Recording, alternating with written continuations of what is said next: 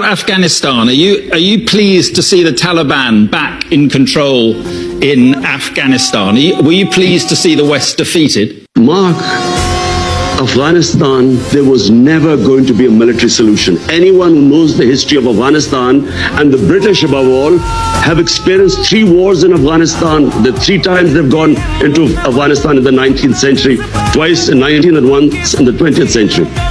There was never going to be a military solution. People like us who kept saying that you will not solve Afghanistan problem by bombing them or sending your military, we were called pro-Taliban.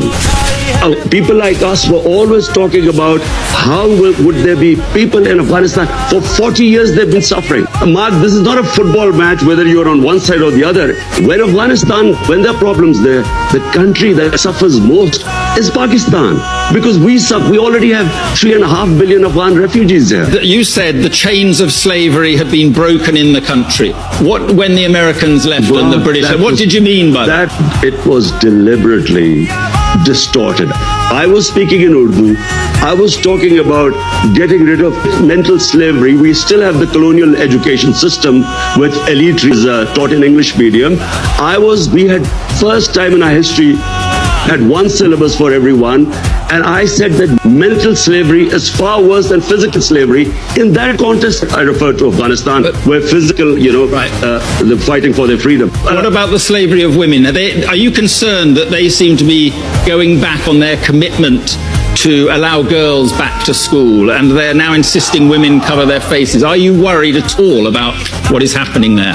Mark, I'm not responsible or a spokesman for the Taliban. If there was any other solution, after 20 years of war, well, there should have been. You should have found some solution. But Pakistan has supported the Taliban. How? Who says this? By harboring Taliban fighters inside Pakistan. Do you know something, Mark?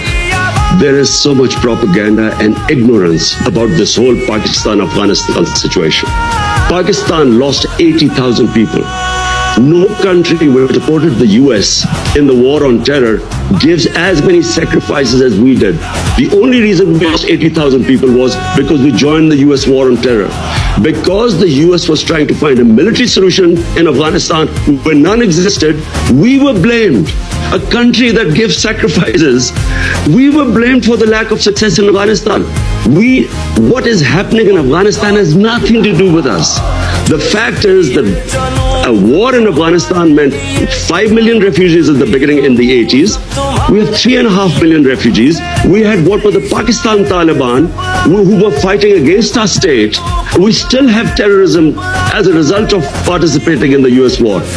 For Pakistan to be blamed, there are 3.5 million refugees. Mark, how do you stop?